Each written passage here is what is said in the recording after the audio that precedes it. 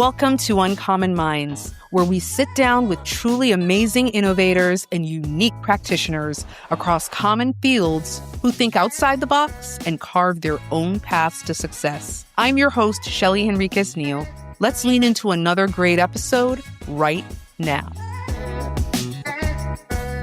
Hi, everybody. We are so excited to have you joining us for our second season, and we are just as thrilled to have an amazing guest with us to kick off the season. Let me sort of paint the background for you here. 2 books, 2 true stories, one person who truly believes and deeply believes that children can handle the truth. Yeah, because they can, as long as someone tells it with love, right? That's the thing. Today's guest is Dr. Michael Genhart. He is a clinical psychologist with 25 years in private practice. He's a queer man, he's a Latino man, and he's a children's book author whose work keeps circling back to the same idea. Fairness matters. Identity matters. The stories we tell children about both of those things will shape everything. It'll shape everything. We're going to hear from Michael, and we're going to have him read from 2 of his books today. I'm so excited about this. One of his books is about a woman who sued the United States government and won. The other is about a boy, a spelling bee, and the language his grandmother wasn't allowed to speak. This is Uncommon Minds, so let's get into it. Michael, welcome. I am so glad you're here. Thanks for joining us. Shelly, thank you so much for having me, and thank you for that lovely introduction. I love the different points that you made. I would have made the same, so I appreciate your attention to detail. Oh, absolutely. Absolutely. Thank you. Thank you. So 35 years in practice, by the way. Did you say 35? Yeah. Oh my goodness gracious. I want to give folks the quick picture, and then I want you to fill in the parts of your bio that I leave out. So you are a licensed clinical psychologist in private practice in the Bay Area.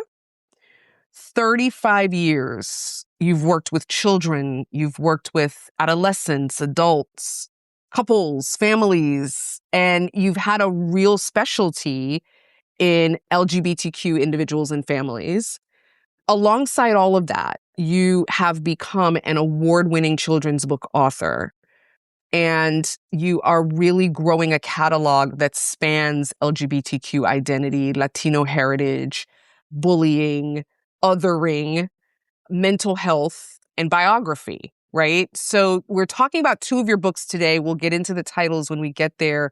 But first, I want our listeners to know about you, the person. Who was little Michael Genhart? Where did you come from and how did you get here? Well, I was born in Southern California, in actually Oxnard, California, and I grew up in a neighboring town called Camarillo, lesser known town, and I'm one of 7 children.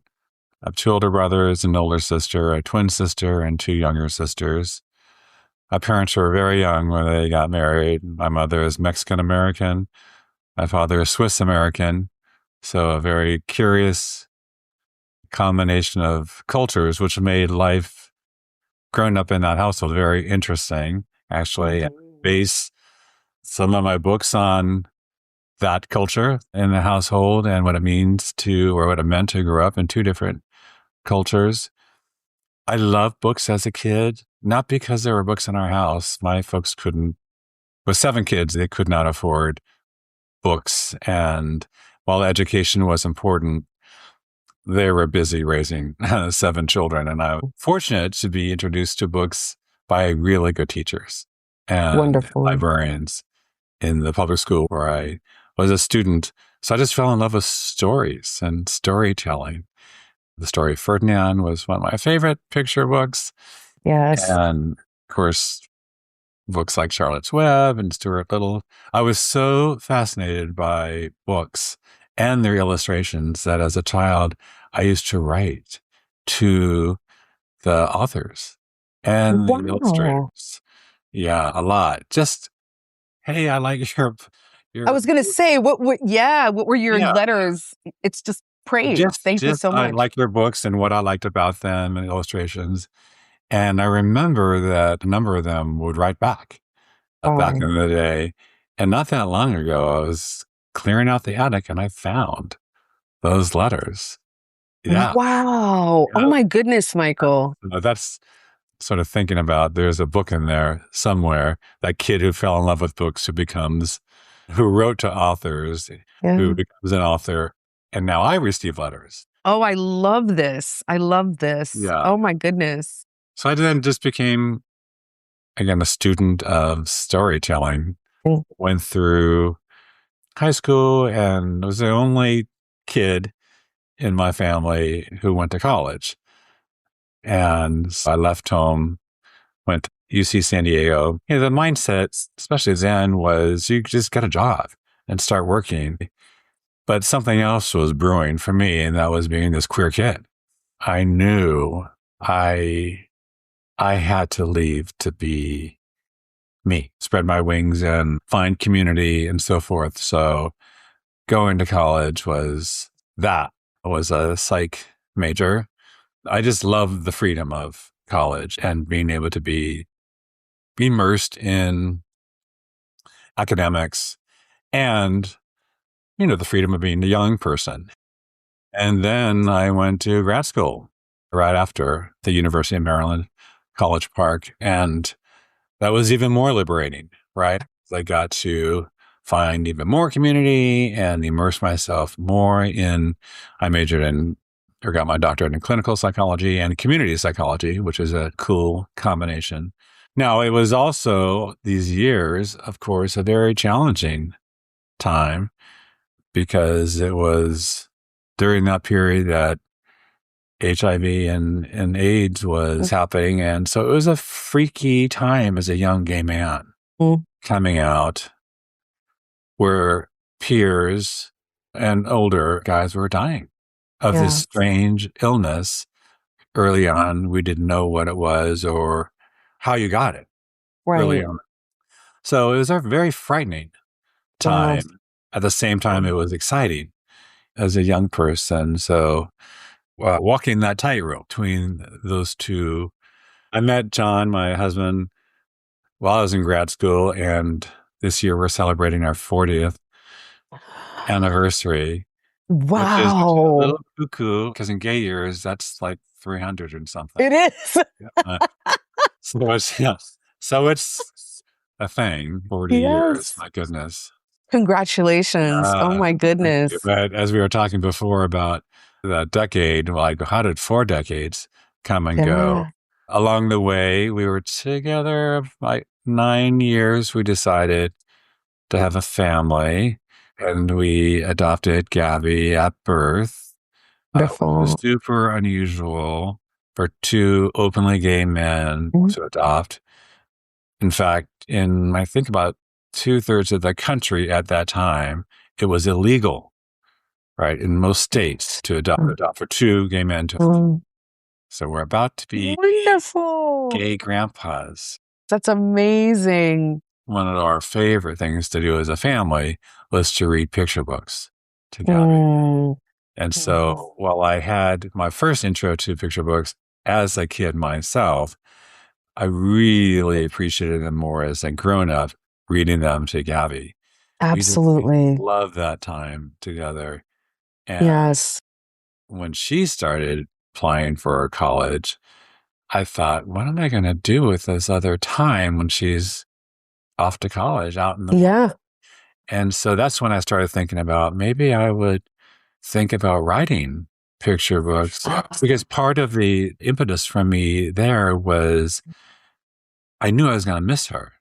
Yes. Way, and it brought me back to those years of reading to her. So every time I thought about maybe I'll write, it was really mostly about re-entering that world Sure. we shared and how much fun that was. Not realizing it's really hard to write a picture book. It's deceptively simple because, oh, come on, they're just books for children. I mean, that sentence is wrong for so many reasons, right? Because it dishonors children, super smart readers. And what you were saying before about truth telling to kids in picture books, which I frankly think is super important. And I tend to lean towards social justice in my storytelling. But to write a book, you have about 500 words, more if it's a biography, with a beginning, middle, and an end, and a story that's both honest and not boring. It has to be somewhat entertaining because you're writing for Yes. kids. And if there's a message, it can't be message heavy because kids will tune out. It's a dance unto itself. I wrote a lot of really bad stories, which is okay. Then I just became, because I was already a good student, I became a student of the craft. Thank you for sharing. This is a phenomenal sort of capture of your life. You've woven in your career trajectory, your learning and experiences along the way and what you've learned. And I love that's a constant theme, right? Along the way, I'm constantly learning and growing and evolving. And then this deeply personal experience that's happening that's actually not the background, right? They're all sort of sharing the same stage as you've gotten to this place, and it's a place of giving back.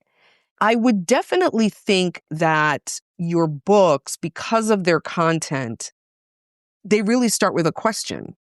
They start with a question. What were some of the questions you were asking as you were growing up?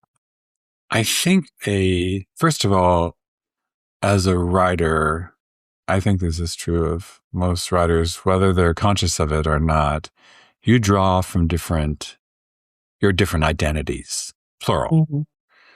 So for me, as I mentioned, I started writing books with a psychology angle. So drawing from my identity as a psychologist. And then the few books that followed were as a gay man and as a gay dad. Recall, I didn't start writing books until Gabby was much older because I wouldn't have had time as a father working full time in my practice. And then drawing from my identity growing up in a multicultural family, right? And so to your question about what questions I had, I think a theme that runs through everything is I was always interested in stories and storytelling. Books, of course, are about storytelling. So I think a question embedded in storytelling is how did that happen? Or how do people work?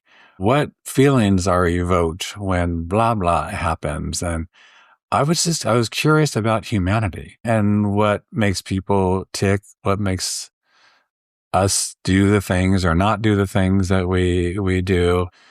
And so all of that contributed to me thinking more and more about injustice and unfairness and wanting to explore that. I just wanted to share those stories with kids because kids are experts at picking out unfairness. You hear that on the playground within seconds. You can't do that. That's unfair. Yeah. So they know it. And so picking up on that theme and telling bigger stories with more gravity, right? Those are the stories that I gravitate. These are the ones I'm going to share today, but there are 3 more coming out. They're similar in nature and then some. Ooh, I can't wait. Oh my goodness, I can't wait. Yeah. What does it feel like to get to be the person who tells these stories, these big stories? What does it feel like to get to be a person in this very niche space, but such a needed space that gets to tell these stories? And then the stories are evergreen. The stories are never going to grow old. If it's someone else's story, it's a privilege to be able to share their story. Hopefully I got it right. I'm honoring and respecting their story. Super important. It's also, I think, a privilege to write books.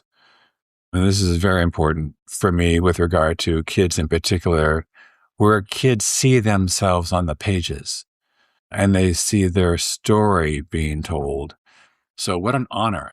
I'd love for us to go now to the first book. It's called Edie for Equality, written by Michael Genhart and illustrated by Cheryl Tuesday. Edie Windsor stands up for love. This is published by Lee and Low Books in 2025. This is a picture book biography. It tells the story of Edie Windsor, the woman who lost her spouse after being married to her spouse for over 40 years. Her spouse was Thea Spire. She sued the U.S. government for treating their marriage as if it didn't exist and won. Right? So this case helped bring down DOMA, the Defense of Marriage Act. Before you read, tell us a little bit about how you came to this story and why Edie. I've been following the story ever since it broke about her case, and I was impressed for many reasons. Here was this 80-year-old woman. She was in her 80s when this happened, who was standing up for justice, not just for herself and Thea, but for all of us, right? She was instrumental in bringing down the first half of DOMA. Obergefell brought down the second half in 2015, 2 years later. To answer your question, I didn't want her case to be, or her story rather, to be buried under Obergefell, because her work, along with Robbie Kaplan, her attorney, was instrumental in changing history in this country, because it paved the way for same-sex marriage in this country. So it was compelling, her story, to me for many, many reasons. Ultimately, because it was a fight for equal rights, right? And we've been fighting and we'll continue to fight for equal rights until we don't need to. Yeah, I really wanted kiddos to hear her story because it's also important for me. I want to contribute to the body of picture books for kids that capture queer history. Absolutely. I thought I would start with the opening quote. This is a quote from Obama. America's long journey towards equality has been guided by countless small acts of persistence and fueled by the stubborn willingness of quiet heroes to speak out for what's right.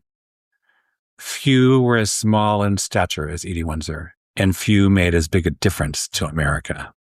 I love that quote. So that was President Obama, because he really captures her impact. She was a tiny woman, again, who made a big impact. Okay, so in United States versus Windsor, case number 570 US 744 in 2013, Robbie Kaplan, Edie's attorney, stood before 9 Supreme Court justices and argued, quote, gay married couples' relationships are not significantly different from the relationships of straight married people, end of quote. Robbie shared that Edie and Thea had loved each other for close to 44 years, in sickness and in health. But now Edie was being told that our marriage wasn't real and was being treated differently. That, Robbie argued, was called discrimination. It was unfair, unequal. Wow. Thank you, Cheryl, and your beautiful artwork. Absolutely. When Edie and Robbie left the Supreme Court, a wild roar erupted from the crowd outside, with people shouting, Edie, Edie. 3 months later, the Supreme Court justices reached their decision. They agreed. DOMA was unconstitutional. The U.S. government had to treat Edie and Thea's marriage like all other legal marriages. Though she was tiny in stature, Edie had become a giant symbol for equality at 84 years old. Standing on the shoulders of so many activists who came before her, Edie Windsor helped her country fix a great unfairness. Although the fight for equal rights continues, Edie proved that love is love, and that equal means equal, and that adds up every time. So what a day that was in this country. You know, I was in the Castro Theater, actually, that day, because it was Frameline is a big queer film festival here in San Francisco. It's the largest, actually, in the world. And it was announced during, I think it was the last film, and the crowd went cuckoo. Yes. You know. Oh, what a historic moment. And what a great place to be for that. I know. I know. Oh my So goodness. very celebratory, of course. Oh my goodness. Thank you so much for the beautiful reading, beautiful excerpt. Mhm. I love the way you frame it through her love of math. It started early in the book and then it sort of it makes its way, right back around, that numbers added up correctly every time. Equal Mhm. meant equal. And then asking, so why doesn't that apply to us? It's really a very precise way to make a child feel the injustice, right? You're thinking about, if this and this are together, then why can't that actually be right? Did you find that in the research, or was that always an entry point for you to have it connect to the math and her love of math? Oh, I found that in the research when I mean, Edie, really, God bless her, handed me her story, Mm, really, because when I read her biography, which was published a few years before she died, she talked a lot about in her childhood her love of math. And I'm like, yeah. are you kidding me? And it was because you always got the correct answer. You always could find a correct answer, and that equal meant equal. Hmm. Secondly, her favorite subject in school was civics. She loved learning about injustices Hmm. and how to correct them. So again, I thought, are you kidding me? Because this is a book for children. You have to start the story, in my opinion, with a hook for children. Yes. Because kids are not going to be interested in a story about an 84-year-old woman unless it's grandma. Yes. We're not going to. And so I had to enter the story where a child would be interested immediately. I enter the story with Edie as a child, Yeah. loving math and loving civics. The story goes on from there. So it was Yes. through the research, through her own words in her biography. How do you think about what kids are ready to hold? What's the case that you make for a child's developmental capacity and their ability to be able to hold this story and really connect to it? Well, I think we often don't give kids enough credit about what they can hear and what they can hold. You just have to tell the story in an age appropriate way that's developmentally appropriate. So you can touch on subjects like death and certainly unfairness, divorce. These are, heavy topics Hmm. if you do it right, if you do it in Hmm. an age appropriate way. This story and Spanish is the language of my family, which we'll talk to, are equally about standing up. Hmm. And I really wanted to communicate that part of the message for kids too. And as we mentioned before, they know about unfairness. And I Oh, wanted yeah. to give them tools, voice and permission to access that voice to stand up when they see something that isn't right. I think for most people, we don't do that very well. It's fear of conflict, rejection, but the alternative, which is silence, is Right. not good. I mean, does Yeah. not produce Yeah. results, anything. It can inadvertently suggest that thing that matters doesn't matter. Exactly. You're not talking about it. Yeah. So Avoiding. Hmm. have to find your inner courage, right? Yes. To be assertive, right? Yes. And to speak clearly, right? About what it is that you're standing up for. Yeah. It reminds me of how movements get started. Hmm.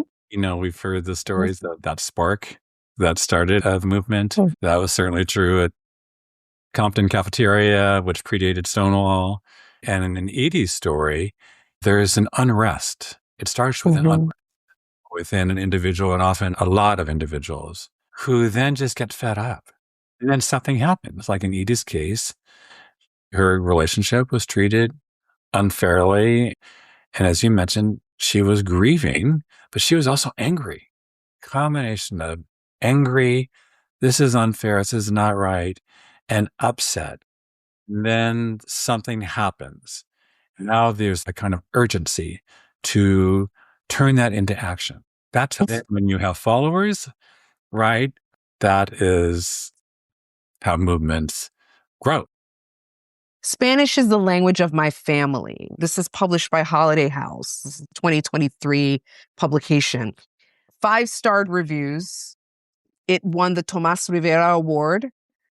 This one comes directly from your mother's stories. Can you set it up for us? Yeah. And John Parra was the illustrator of this book. I recall when I was starting school, my mom would share stories about when she started school. This is in Southern California. And her first language was Spanish. In fact, she only spoke Spanish when she started public school. And at that time in U.S. history, actually over a 50-year period from 1918 to 1968, there were English-only laws, which meant you can only speak English in public schools.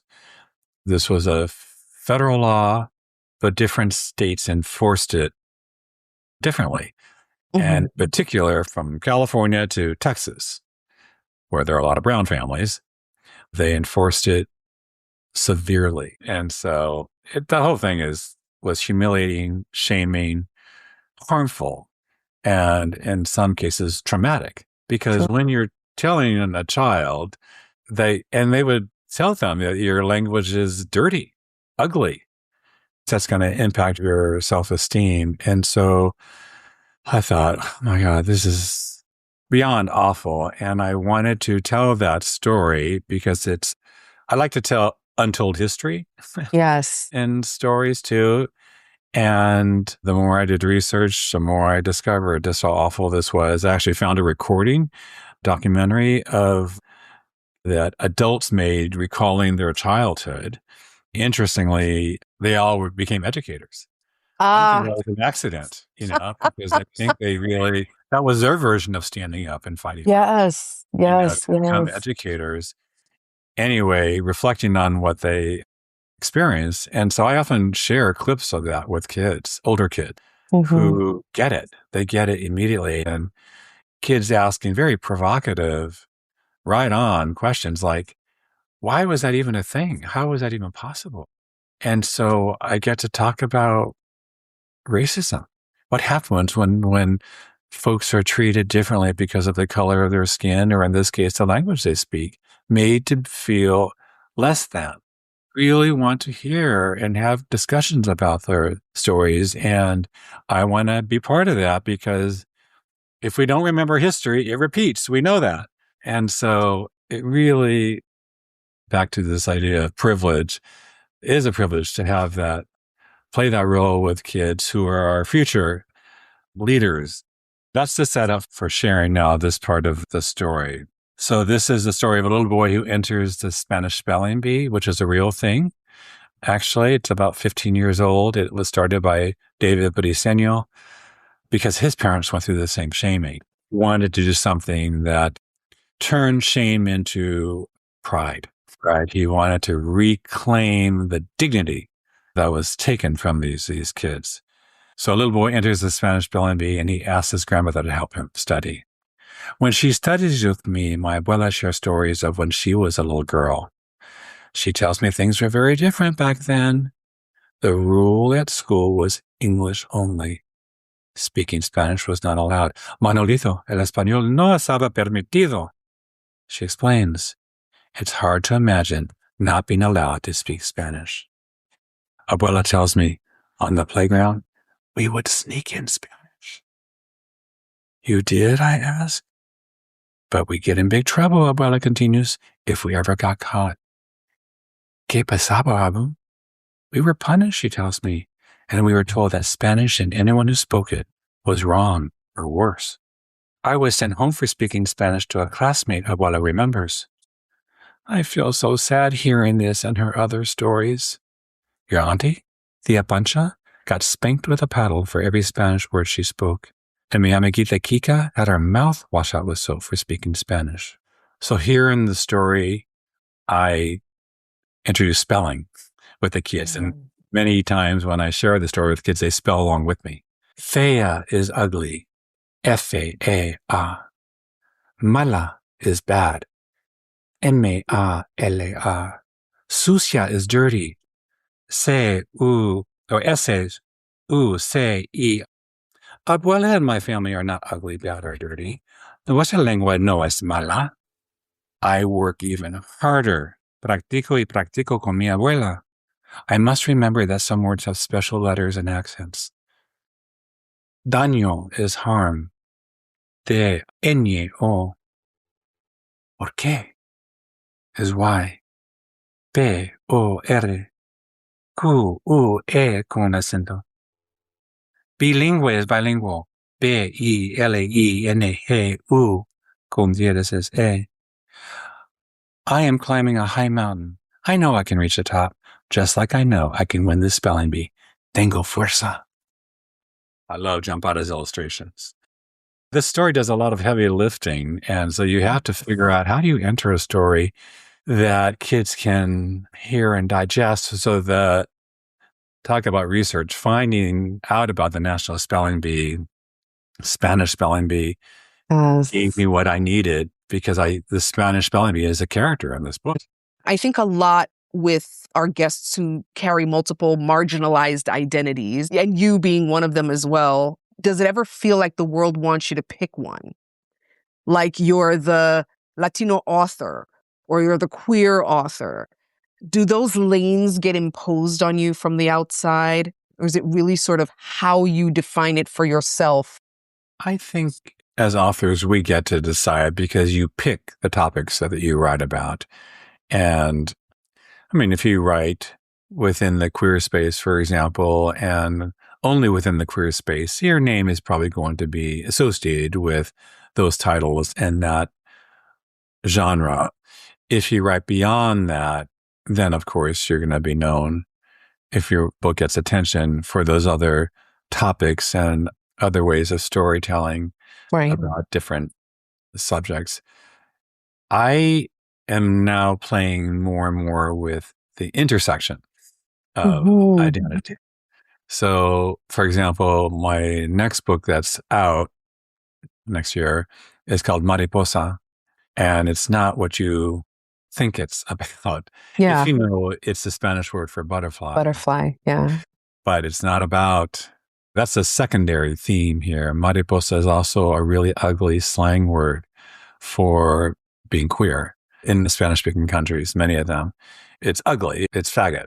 And I certainly heard that, growing up, and like, no, I'm tired of those words. And so I wanted to challenge from within the culture the use of that word, because every culture has ugly words for queer. And I'm tired of it. And so I wrote this book that challenges that word, but in a very, I think, beautiful way. It's the story of a queer kid.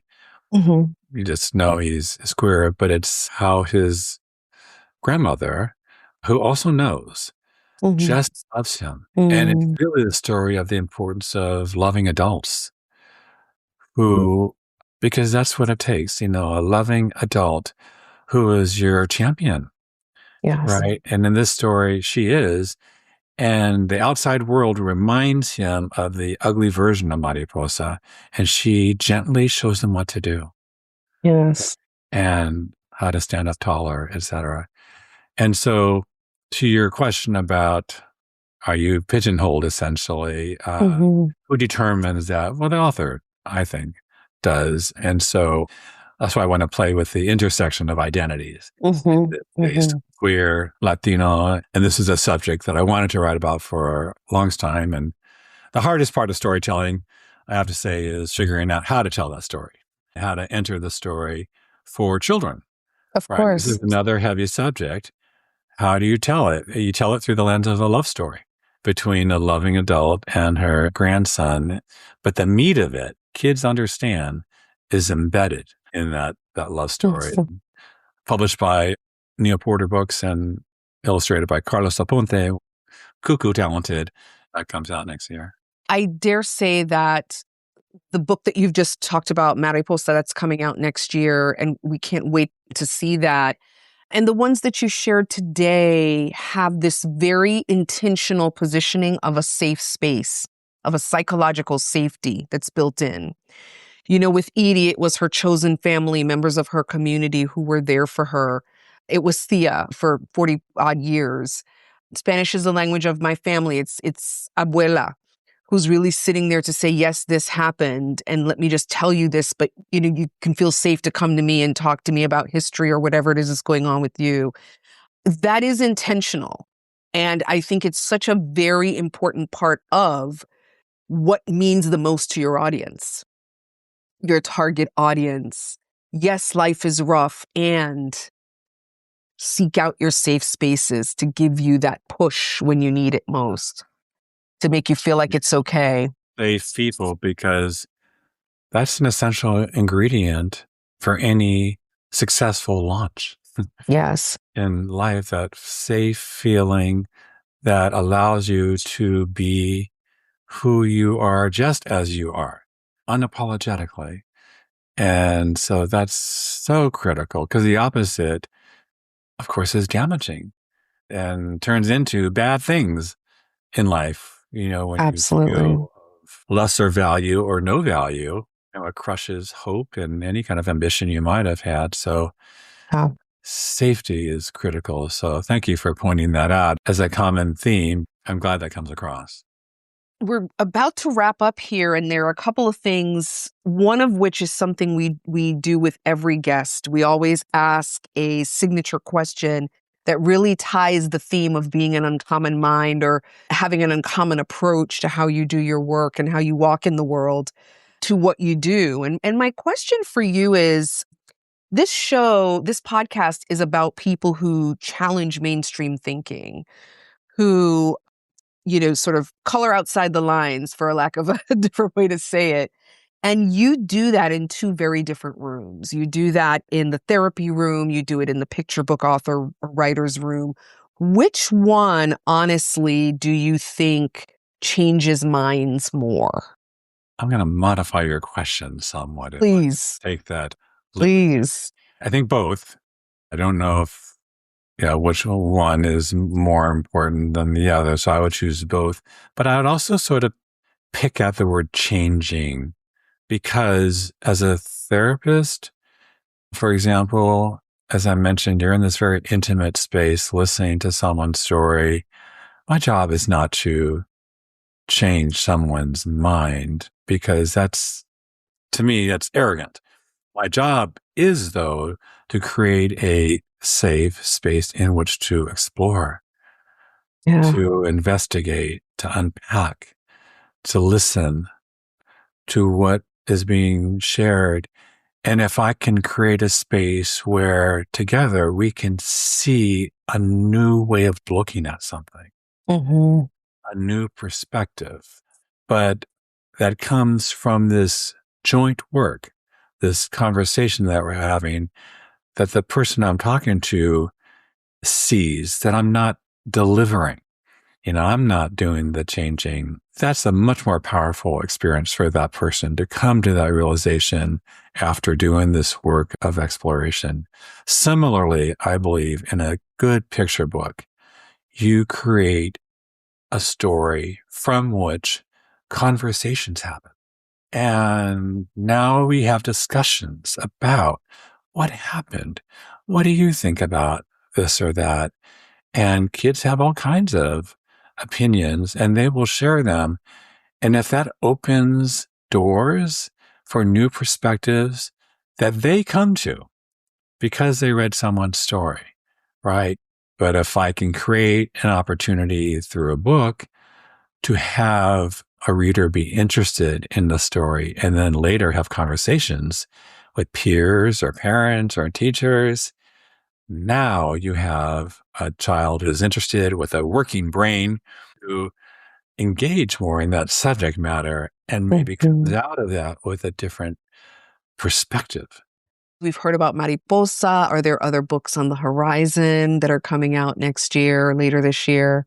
So Mariposa is coming out, and I also have another biography coming out about Judy Baca, who is a Chicana lesbian, Latina and muralist who painted the longest mural in the world in Southern California. stunningly beautiful art. This is 2028. No Sabo Gabo comes out after that. And that's a companion book to Spanish as the Language of My Family. Wonderful. Which, as we just heard, is the story of kids who are shamed for speaking Spanish. Mm-hmm. Many of those kids grew up and they stopped speaking Spanish to their children. A lot of Latinos now in this country that don't speak any Spanish, and they're called no sabo kids. No, sabo is not a Spanish word. It's incorrect Spanish for I don't know. The correct Spanish is no sé, but it's a common mistake, no sabo. So they're called no sabo kids, and that's the story of kids who are being judged or shamed for not speaking Spanish. So kind of a full circle. Interesting. Moment comes out. It's so crazy in this field. You get a book acquired and it comes out 3 or 4 years later. That's the time. Yeah. So it's in 2020. The baby is born 3 or 4 years later. I know. And a very long gestation period. Yeah. Exactly. Michael, this is all just so exciting. Thank you again for joining us. The links to both books, Edie for Equality and Spanish is the Language of My Family, will be in the show notes, along with your website. Folks, put these books in your hands, in the hands of your children, put them on your shelves, give them to the kids in your life, and just let the questions come. And if this conversation meant something to you, listen, re-listen as often as possible, share it, because that's how Uncommon Minds grows. And until next time, keep being uncommon. Michael, thank you so much for joining us. Thank you for having me, Shelly. Thank you so much. Thanks for joining us for another amazing episode of Uncommon Minds. If you like what you've heard, please like, share, and subscribe on any of the major podcast platforms. And if you are on Instagram, please follow us at Uncommon Minds Pod. We'd love to hear from you, share your thoughts. Also, like and share the information that you see there, because it's always fun and it's always uncommon. See you soon. This podcast was edited by Resonate Recordings.